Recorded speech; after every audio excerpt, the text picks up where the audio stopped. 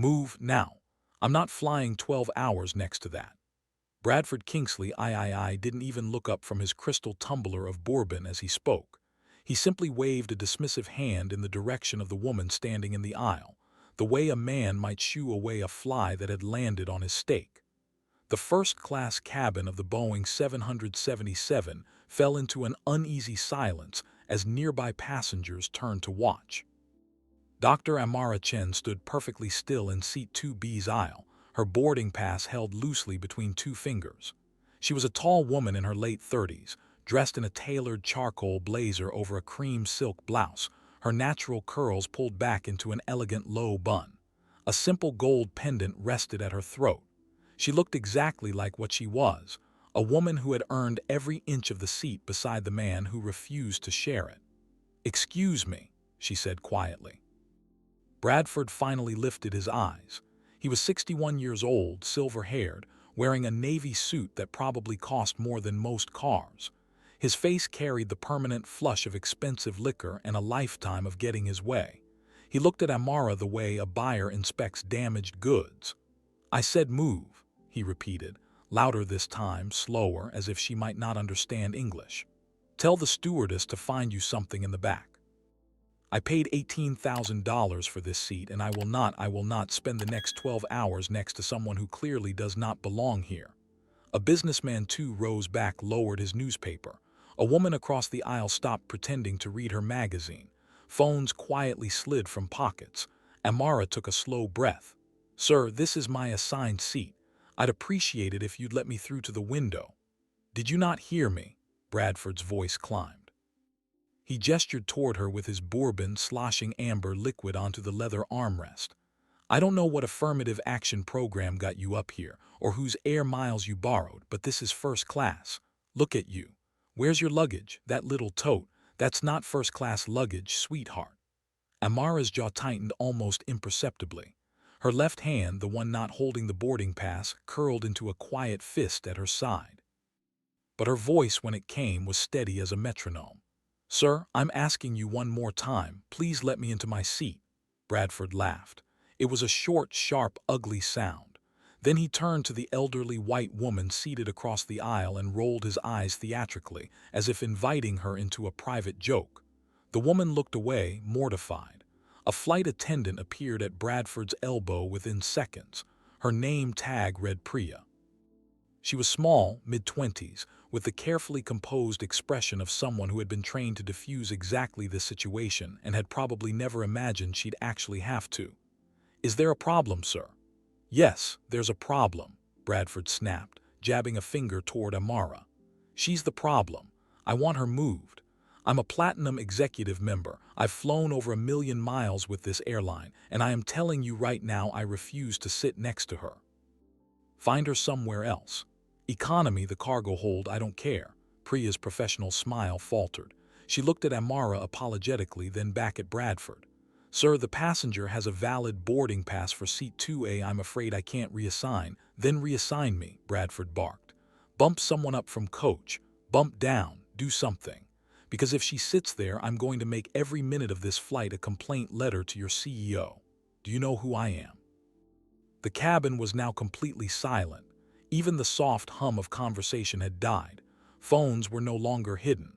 3, maybe 4 lenses were now openly pointed at row 2. Amara turned her head slightly, scanning the cabin. She saw the cameras. She saw the faces, some embarrassed, some angry on her behalf, a few quietly amused as if this were entertainment. And she saw something else. She saw a man so accustomed to power that he had forgotten the simplest, most dangerous rule of the modern world. Everyone is always recording. Bradford Kingsley III had no idea that the woman he was humiliating in front of 40 witnesses was about to take a phone call that would erase his empire before sunset tomorrow. Before we go further, drop a comment telling me which city you're watching from and hit that subscribe button, because what happens in the next 12 hours will leave you speechless. Priya stood frozen between the two passengers, her tablet clutched against her chest like a shield. She glanced down the aisle toward the galley, hoping her supervisor might appear. No such luck. She was on her own. "Sir," she tried again, lowering her voice in the hope that Bradford would mirror her. I understand you're frustrated, but I cannot reassign another passenger out of their paid seat. If you'd like, I can speak with my purser about, then get your purser, Bradford cut in. He drained the rest of his bourbon in one long swallow and held the empty glass out for a refill without looking at her. Get the captain. Get whoever's in charge of this circus. Because I am not moving and she is not sitting here. Amara hadn't moved either. She stood with the same patient, contained stillness, her carry-on tote resting against her ankle. Only the slight rise and fall of her shoulders betrayed that she was breathing at all. A man in the row behind her, broad-shouldered, mid-40s, wearing a Stanford pullover, leaned slightly into the aisle. "Ma'am, you want to take my seat?" he offered quietly. "I'll switch with you.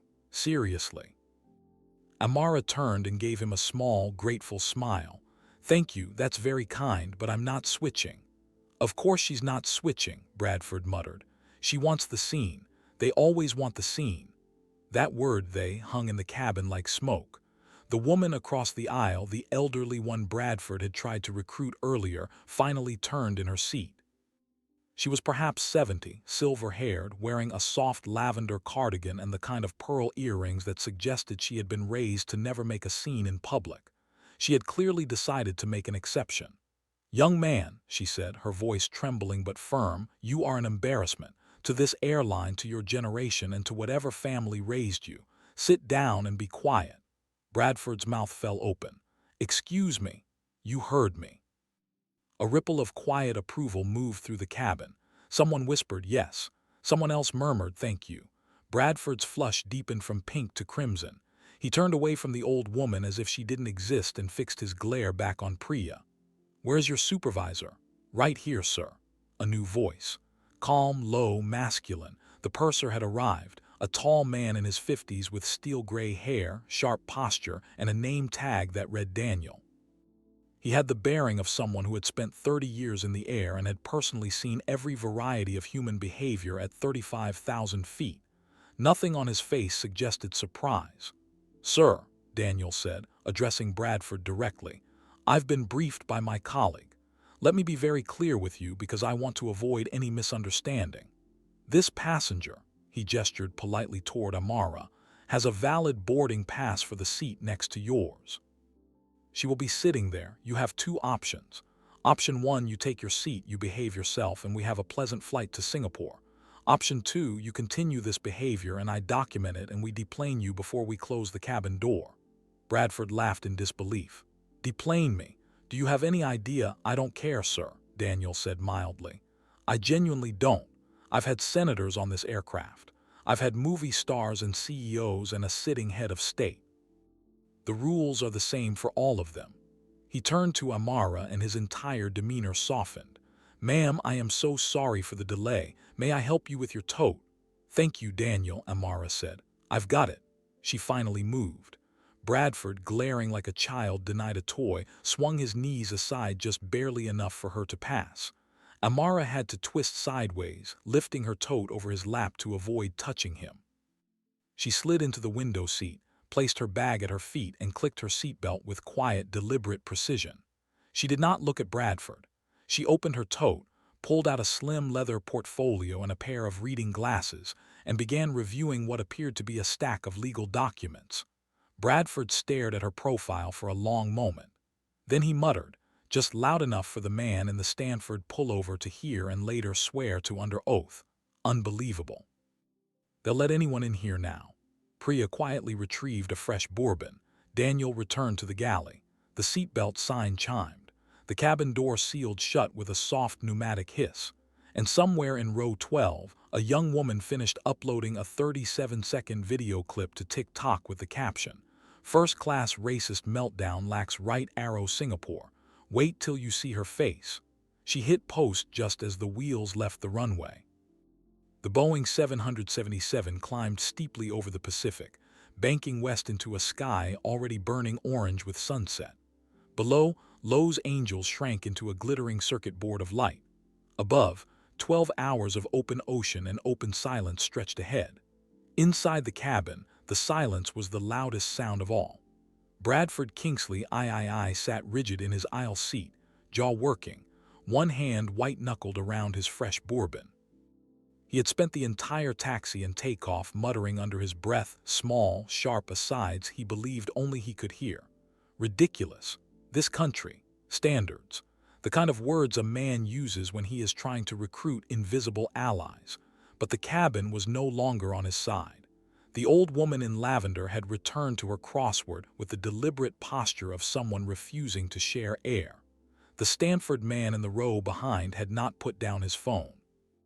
Priya kept her distance, pouring drinks 2 rows away with her back angled deliberately toward 2C, and beside him, separated by 20 inches of leather armrest, Dr. Amara Chen worked. She had spread 3 documents across her tray table. The first was a thick-bound report with the seal of the Singapore Ministry of Health embossed on the cover. The second was a folder marked Kingsley Pharma, Confidential, Phase III Trial Data. The third was a single sheet of paper, handwritten, dense with figures and arrows. She read slowly. She made small, precise notes in the margins with a silver fountain pen. She did not look up. She did not look over. For all the awareness she showed of the man sitting 18 inches away, Bradford Kingsley III might as well have been a piece of luggage. This, more than anything else, was what was beginning to gnaw at him. He was a man who had spent 40 years being looked at.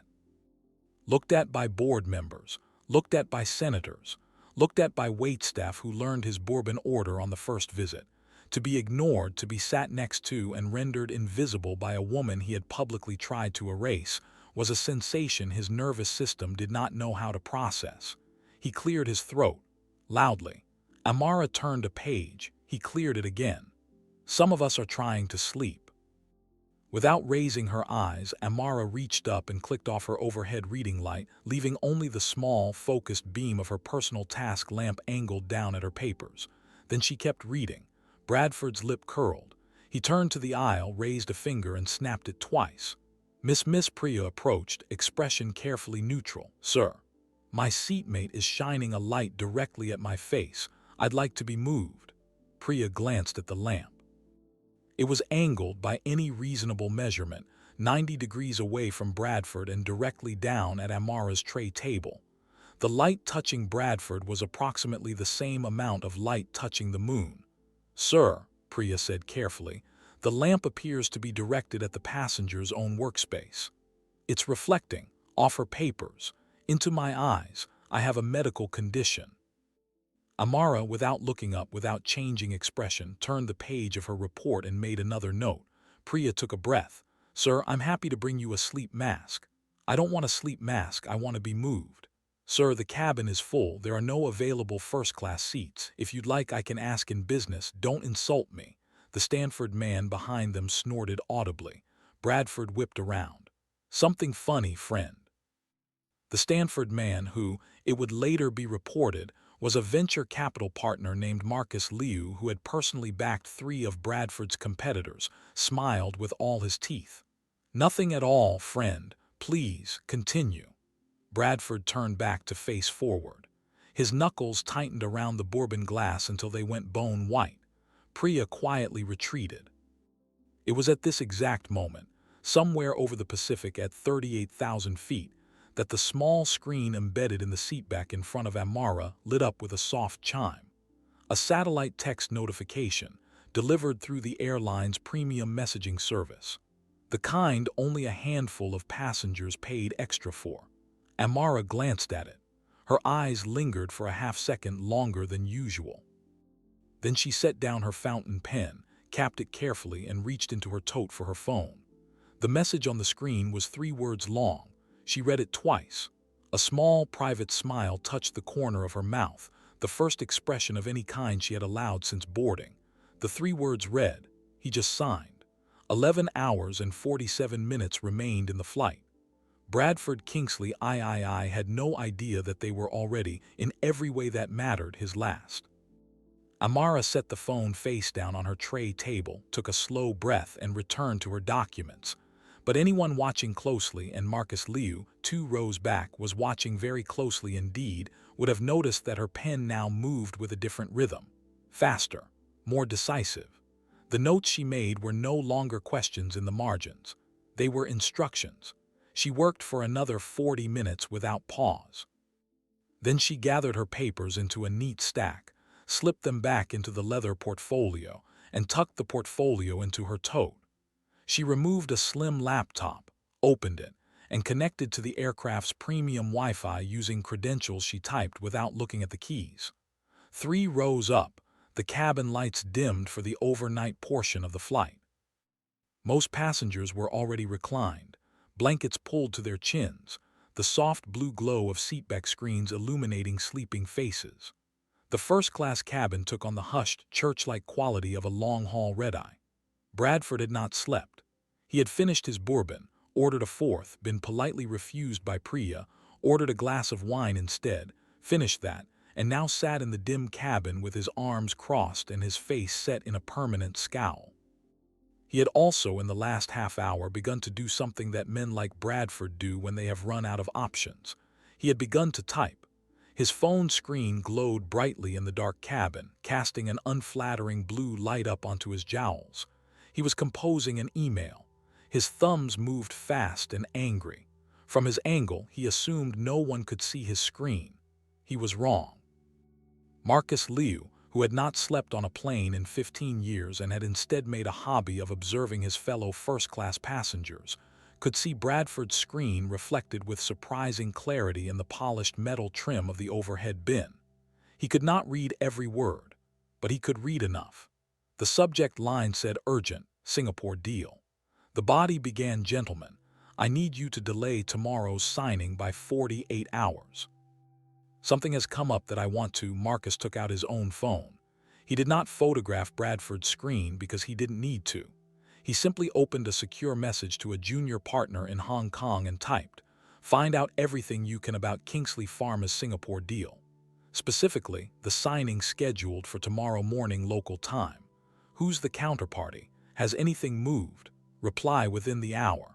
Then he closed his eyes and pretended to sleep. In seat 2A, Amara was composing a message of her own. Hers was longer. It was, in fact, a memo, 3 pages, single-spaced, addressed to a distribution list of 17 names. The names included 2 Singaporean cabinet ministers, the chief medical officer of a sovereign wealth fund, the dean of a major American university medical school, and the CEO of the world's third-largest generic pharmaceutical manufacturer. The subject line read, Kingsley Pharma Trial Data Discrepancies Action Memo. She finished the memo at 12 minutes past midnight Pacific time. She read it through twice. She attached 2 PDFs, a 47-page document titled Independent Review of Phase III Data, Compound KP2241, and a shorter document titled Internal Email Chain, Suppressed Adverse Events. She hovered her cursor over the send button.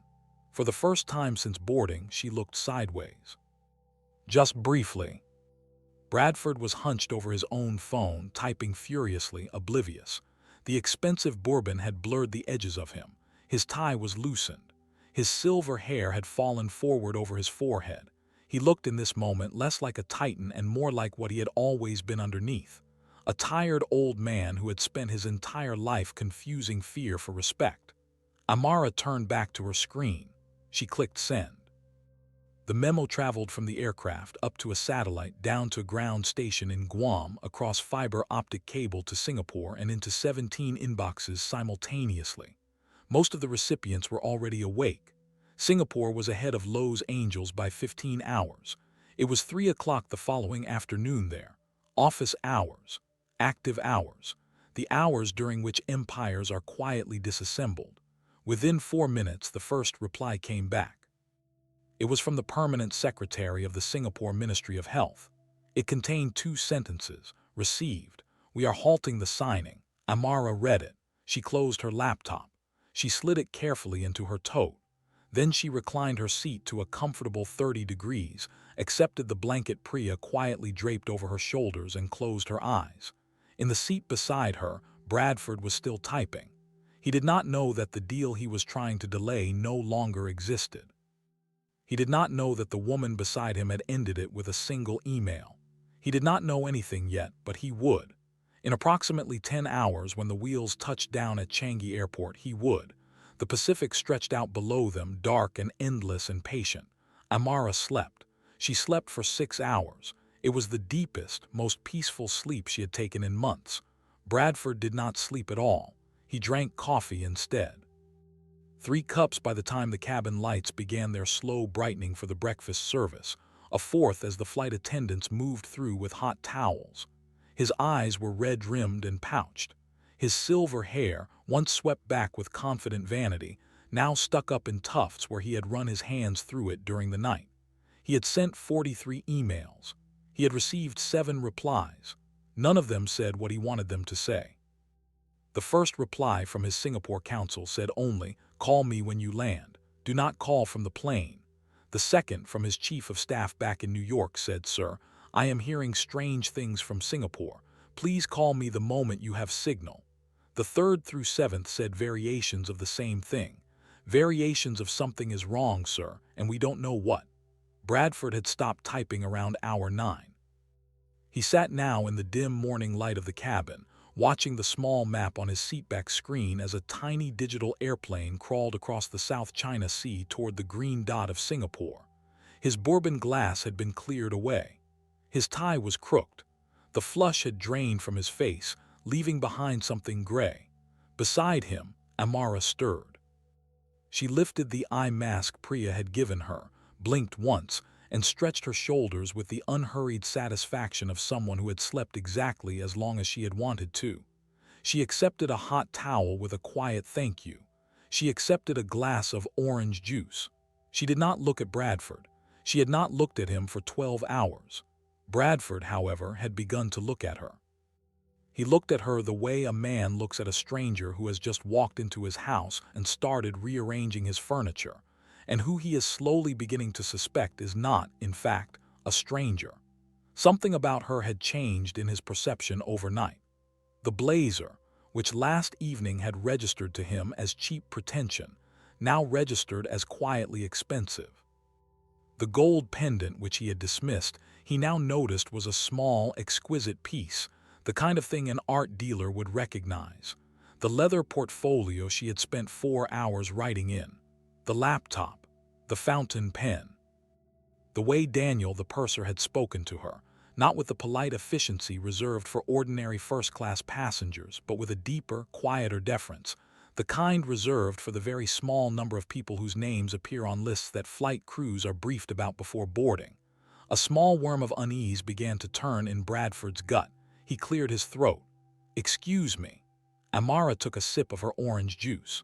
"Excuse me," he said again, slightly louder. She set down the glass. She finally, for the first time in 12 hours, turned her head and looked at him directly. Her eyes were brown and very calm. There was no anger in them. There was no satisfaction either. There was only the steady, evaluating gaze of a physician examining a patient whose prognosis she has already privately concluded. "Yes. Bradford's mouth worked for a moment.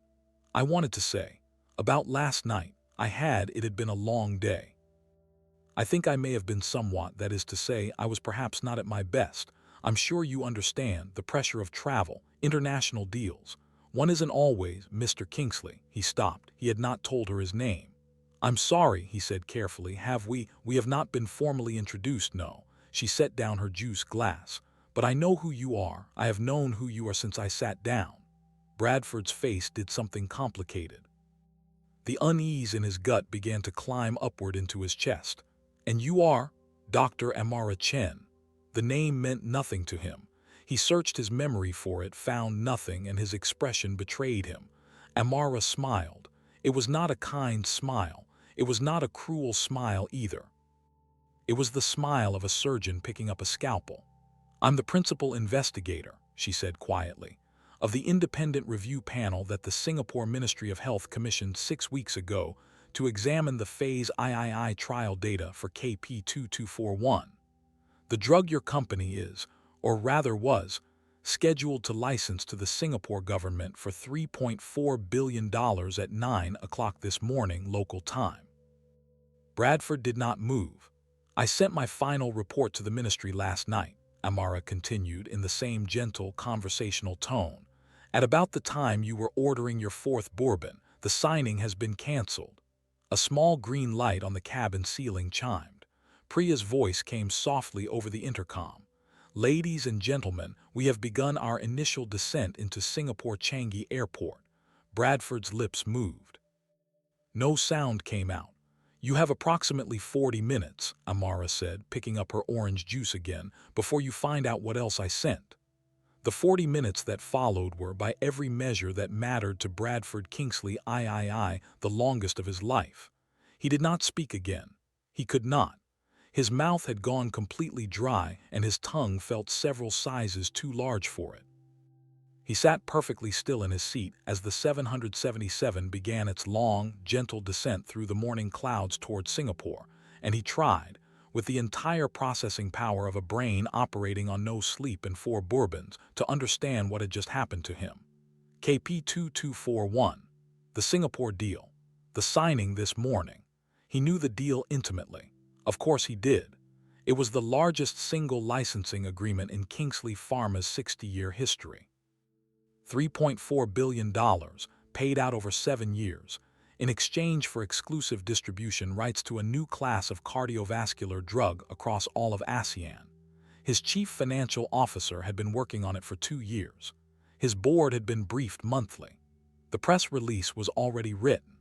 The champagne was already cold in a hotel suite at the Marina Bay Sands, where he had been planning to celebrate this very afternoon with the Singapore delegation. The deal that, according to the woman in the seat beside him, no longer existed. He tried to do the math on what cancellation would mean. The stock price would crater. The board would demand answers. The analysts who had been told for 18 months that KP2241 was the future of the company would turn on him within hours. Short sellers were probably already moving. His personal wealth, 80% of which sat in Kingsley Pharma stock, was about to evaporate in real time at a velocity he could not stop from inside an airplane. And that was only if the Singapore Ministry of Health simply walked away. That was the best case. The worst case was what Amara had said with such terrifying calm. "You have approximately 40 minutes before you find out what else I sent." What else? Bradford's mind began to crawl, against its own will, toward the things he had spent the last 3 years not thinking about. The phase III data, the compound's efficacy results, the 7 adverse events that had been reclassified as unrelated by an internal committee chaired by his son-in-law, the 2 trial participants in Romania whose deaths had been attributed to pre-existing conditions, despite the fact that one of them had been a 31-year-old marathon runner. The email chain. God, the email chain. The one between himself, his chief medical officer, and his head of regulatory affairs, in which the phrase "Barry the Bucharest data" appeared in writing under his own signature. He had been assured repeatedly that these communications were privileged, that the servers were secure, that no one outside the inner circle had access. He turned his head slowly, like a man whose neck had rusted in place, and looked at the woman beside him. Amara was finishing her orange juice. She set the empty glass on the tray, dabbed her mouth with the cloth napkin, folded the napkin into a neat square and placed it beside the glass. She was, he realized, the calmest human being he had ever sat next to in his life. "How?" he said. His voice came out cracked. He swallowed and tried again. "How did you get the emails?" He nodded. He could not bring himself to say the word. Amara considered him for a long moment. She seemed to be weighing whether to answer at all. Then she gave a small shrug, the kind one gives when the game is so thoroughly over that the rules no longer matter. "Dr. Marcus Voss," she said, "your former head of regulatory affairs. He retired 11 months ago. Do you remember why?" Bradford did remember. Voss had taken early retirement after what was officially described as a difference in strategic direction. There had been a generous severance, a non-disclosure agreement, a handshake on the executive floor. Bradford had personally walked him to the elevator. "He came to me," Amara said, "the day his non-disclosure agreement expired, 6 weeks ago. He brought a hard drive. He brought a conscience that had apparently been bothering him for some time.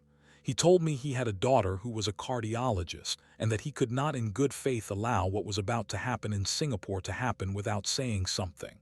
He gave me everything. The trial data." The internal communications, the reclassification memos, the Bucharest file. Bradford closed his eyes. I spent 6 weeks verifying it, Amara continued. I had 3 independent statisticians rerun your raw numbers. I had 2 cardiologists review the adverse event files. I had a forensic email specialist authenticate the chain of communications. Everything checks. Everything is real. Everything is, as of about 9 hours ago, in the hands of the Singapore Ministry of Health, the U.S. Food and Drug Administration, the European Medicines Agency, the Romanian Ministry of Justice, and the Wall Street Journal. The cabin tilted gently as the aircraft banked. Outside the window, Singapore was beginning to appear through a thin layer of morning haze, a forest of glass towers rising out of green tropical sea. The Wall Street Journal, Bradford repeated. His voice was barely a whisper. Their pharmaceutical desk has had the file for 3 days, Amara said. They were holding the story pending the ministry's decision on whether to proceed with the signing. The ministry made its decision at 3:47 this morning, Singapore time. She glanced at the small clock on her seatback screen. The story posts in 18 minutes. 18 minutes. Bradford stared at the clock on the seatback screen as if he could slow it down by sheer force of will. The digital numbers ticked over with a calmness that mocked him. 0742, 0743. In 18 minutes, the world he had built for 40 years would learn what he had done. He thought absurdly of his granddaughter, 6 years old.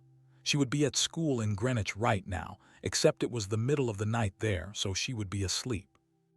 By the time she woke up tomorrow morning for breakfast, her last name would be a different thing in the world than it had been when she went to bed.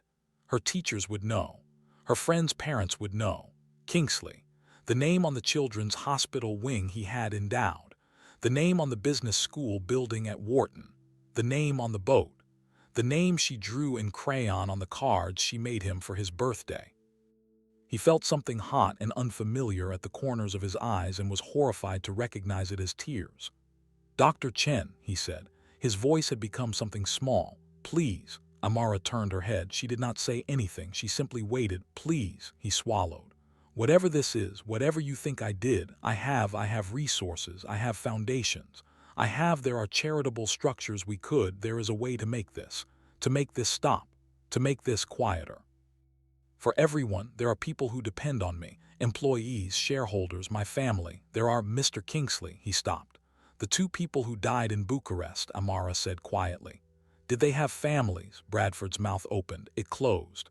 "The 31-year-old," she continued. "His name was Andrei Popescu. He had a wife. Her name is Elena. She is 29. They had been married for 4 years. They had been trying to have a child for 2 of those years. She found out she was pregnant 6 days after he died. Her son is now 18 months old. His name is also Andrei. He will never meet his father because his father took an experimental cardiovascular compound in a clinical trial run by your company.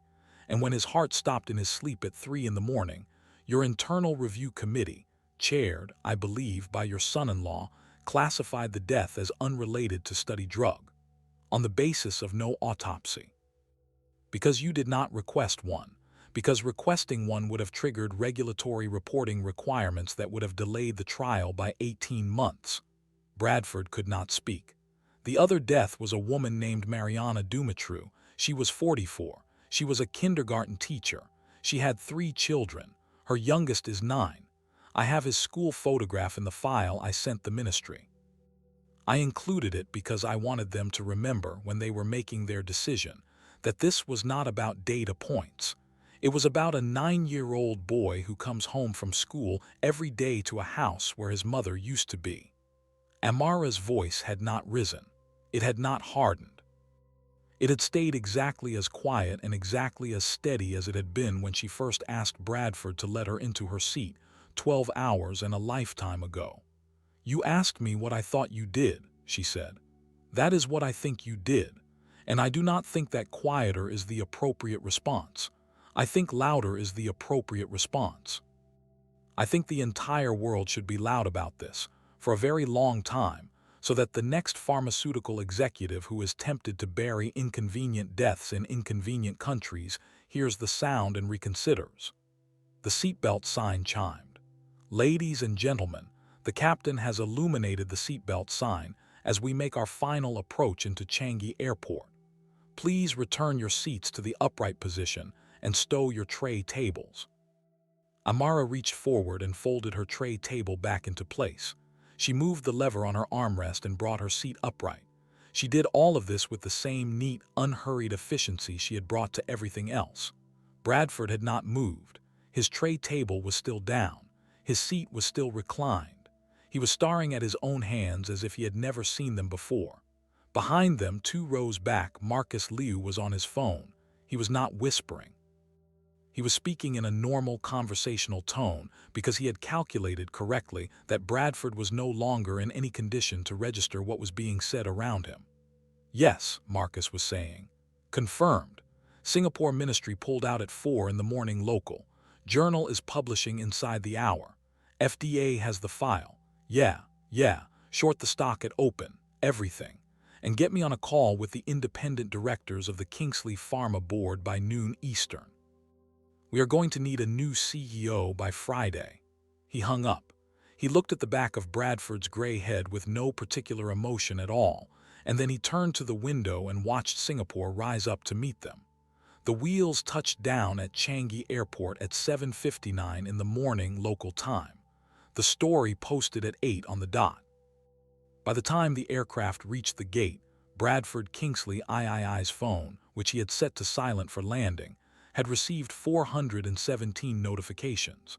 The cabin door opened with a soft hydraulic hiss, and the warm, wet, tropical air of Singapore rolled in over the threshold like a wave. It smelled of jet fuel and frangipani, and the faint sweetness of a city that had been awake for hours. Amara stood. She lifted her tote from beneath the seat in front of her, slung it over her shoulder, retrieved her small carry-on from the overhead bin with one easy motion and stepped into the aisle. Daniel the purser was waiting at the front of the cabin. He inclined his head slightly as she passed, not a bow exactly, but something close to it.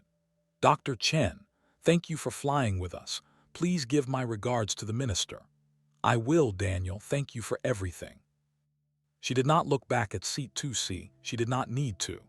She walked off the aircraft and into the jet bridge, and within 90 seconds she had disappeared into the bright humming corridors of Changi Airport, where 2 men in dark suits were already waiting at the end of the gangway with a small, discreet sign that read simply CHEN.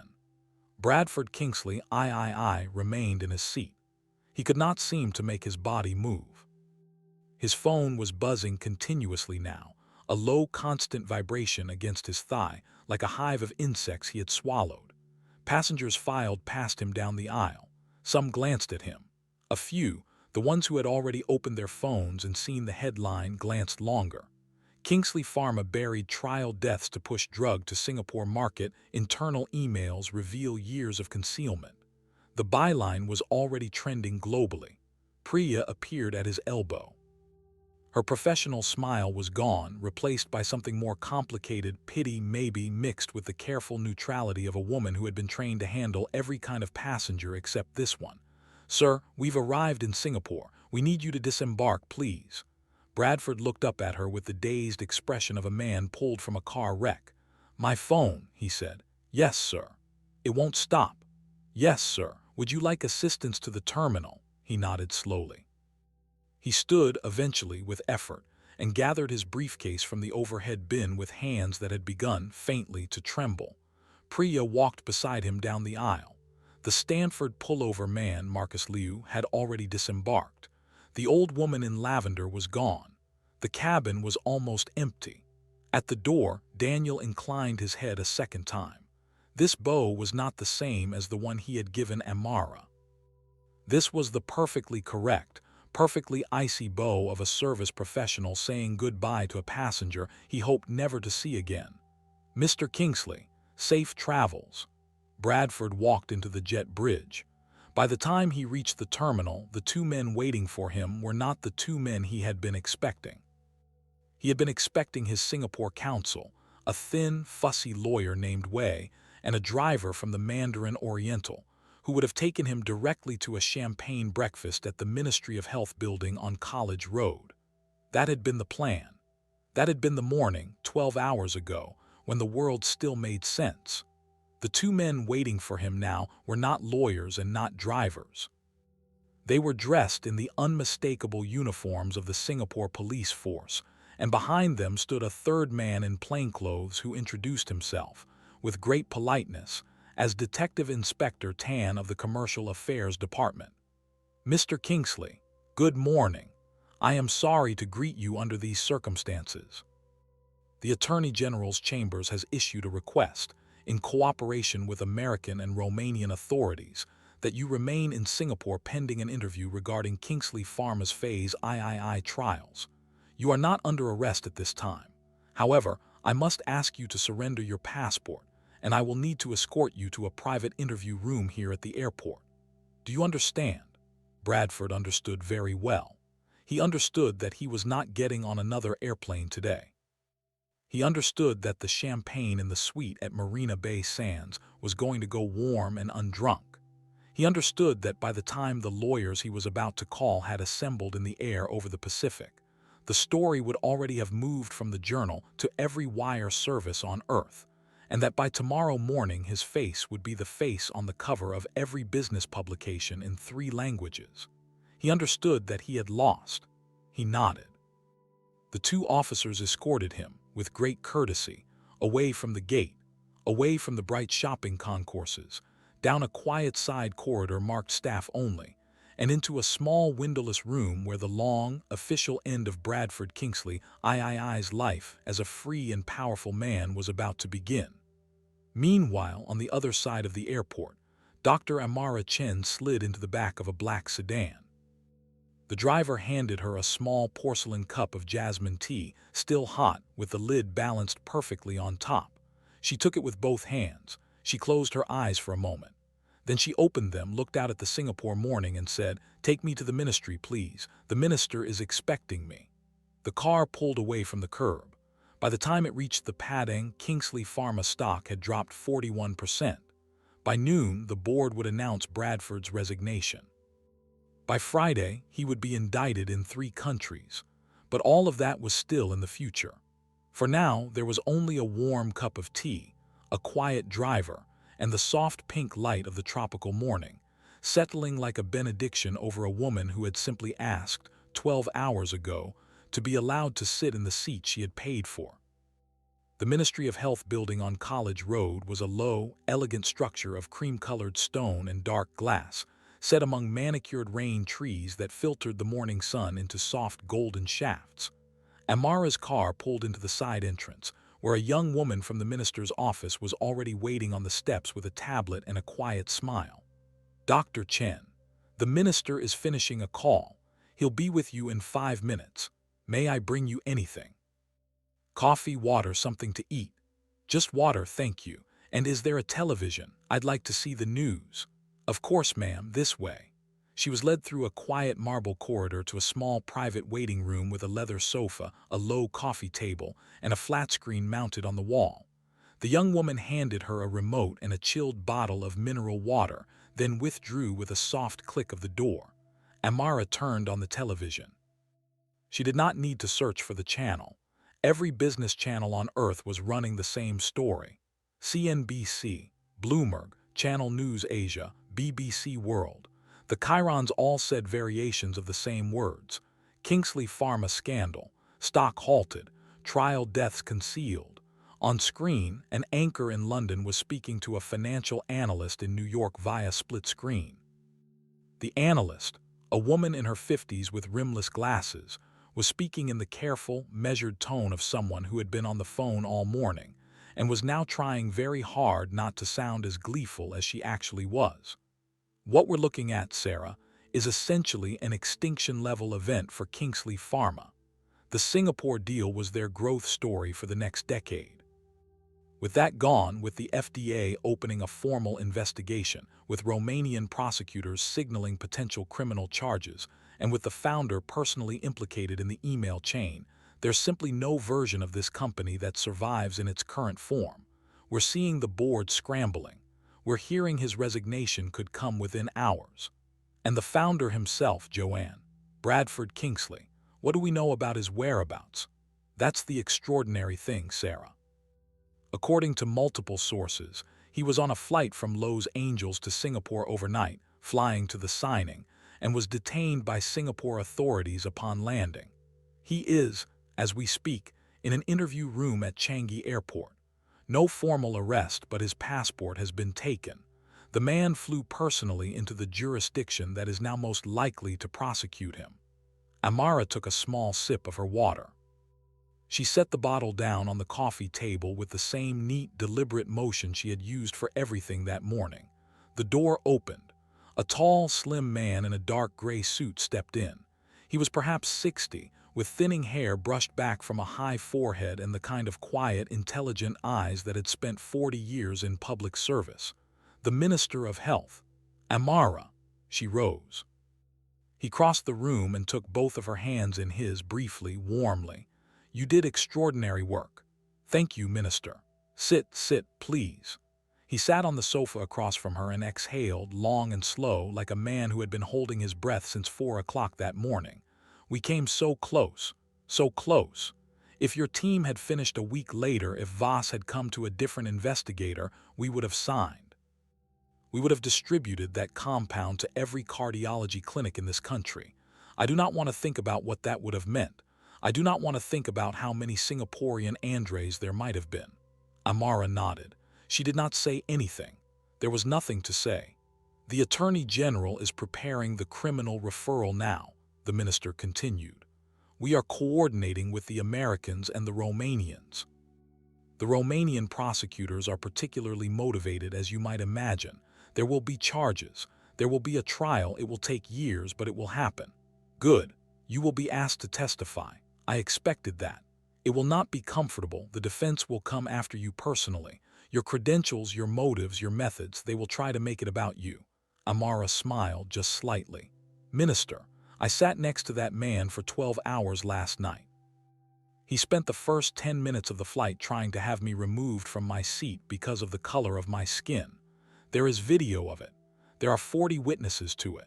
Whatever they decide to make this about, I think the jury will draw its own conclusions about Mr. Kingsley's character before his defense team finishes their opening statement. The minister looked at her for a long moment. Then he began very quietly to laugh. He didn't know who you were. He had no idea. For 12 hours. For 12 hours. The minister shook his head, still smiling, and reached for the bottle of water Amara's assistant had left for him on the side table. Dr. Chen, in 38 years of public service, I have never heard a more perfect story. Promise me you will tell it one day, at a dinner with wine, to the right audience. I promise, Minister. Good. He raised the water bottle in a small, ironic toast. To the seat you paid for. To the seat I paid for. They drank. Outside the window, the rain trees moved gently in the morning breeze, and on the muted television above them, the stock ticker continued its long red slide downward, like a thermometer recording the death of something that had needed, for a very long time, to die. 6 months later, on a cool November morning in Manhattan, Dr. Amara Chen walked up the steps of the federal courthouse on Pearl Street with the same unhurried calm she had carried onto the airplane in Los Angeles. She wore the same charcoal blazer, the same cream silk blouse, the same small gold pendant at her throat. She had been told by her own attorneys and by the prosecutors that what she chose to wear on the first day of her testimony would be photographed and analyzed and dissected by every news outlet on earth. She had chosen deliberately to wear exactly what she had worn the night Bradford Kingsley III had tried to make her disappear. The press line on the courthouse steps was 12 cameras deep. Reporters shouted her name. Dr. Chen, over here. Any comment on the defense's motion to exclude the airplane footage? She did not stop. She did not turn. She walked with her tote slung over her shoulder and her chin level and her eyes fixed on the courthouse doors, and within 30 seconds she was through them and into the cool marble quiet of the lobby. Bradford Kingsley III was already inside. She did not see him until she was led into the courtroom an hour later, after the morning's procedural arguments had concluded and the jury had been seated. He was at the defendant's table, in a suit that no longer fit him quite right. He had lost 20 pounds. His silver hair had gone fully white. He sat between two attorneys whose firm billed at $1,500 an hour, and he stared down at his hands. He did not look up when she entered. He did not look up when the bailiff swore her in.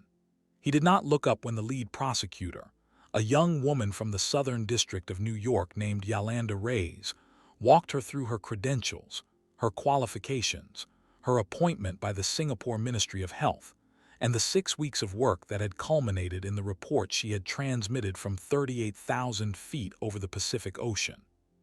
He looked up finally when the prosecutor asked her to describe the events of the flight itself. He looked up because he had to. Amara turned slightly in the witness box so that she was facing not the jury but the defendant. She held his eyes. She did not smile. She did not glare. She simply looked at him with the same patient, evaluating gaze she had given him on the airplane, after he had finished demanding that she be moved. "He told me," she said quietly into the microphone, "that I did not belong in first class. He told me I had used someone else's air miles. He told me my luggage was not first-class luggage. He raised his voice in front of 40 other passengers. He attempted to have a flight attendant remove me from a seat I had paid for. He did all of this for one reason and one reason only, because of what I look like." Yolanda Reyes let the silence sit for a moment. "And Dr. Chen, at any point during the flight, did you reveal to Mr. Kingsley who you were?" "I did not." "Why not?" Amara considered the question. "Because," she said finally, "I did not want him to behave differently. I wanted to see who he was when he believed I was no one. That is, after all, the same man who decided what to do about 2 deaths in a clinical trial in Romania. The man he is when no one important is watching. I wanted to meet that man. And I did."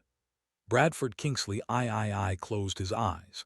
He was convicted 4 months later on 23 federal counts, including securities fraud, wire fraud, obstruction of justice, and conspiracy to defraud the United States. The Romanian prosecution, which proceeded separately, added 2 counts of negligent homicide. He was sentenced, in total, to 18 years in federal prison. He was 62 years old. The Kingsley name came off the Children's Hospital wing. It came off the Wharton building. The boat was sold at auction. His granddaughter, who was 6, asked her mother one evening why everyone at school was being strange to her. Her mother told her the truth, in the gentlest words she could find, and held her while she cried. Amara heard about that part later, from a journalist who had been writing a long profile of her for The New Yorker. She did not comment for the piece. She did, however, light a candle that night, in the small Buddhist shrine her grandmother had given her when she finished medical school, for a 6-year-old girl in Greenwich she had never met. She lit one for Alina Popescu and her son Andrei in Bucharest. She lit one for Mariana Dumitru's 3 children in a village outside Cluj. She lit a 4th, after a moment of hesitation, for Bradford Kingsley III himself, not because he deserved it, but because she had decided, a long time ago, that the kind of person she wanted to be was the kind of person who lit the 4th candle anyway. Then she blew them out, one by one, and went to bed. The next morning she boarded another airplane. This time, when the man in the aisle seat looked up and saw her coming, he stood, smiled, and stepped politely into the aisle to let her pass. She thanked him. She slid into the window seat. She fastened her seatbelt with quiet, deliberate precision. And somewhere over the Atlantic, 6 hours later, with her laptop open and her fountain pen moving steadily across the margin of a new report, Dr. Amara Chen smiled, small, private, and entirely her own. If you enjoyed this story, please like the video and subscribe so you don't miss tomorrow's. I've handpicked 2 more stories I think you'll love, waiting for you on screen now. Peace.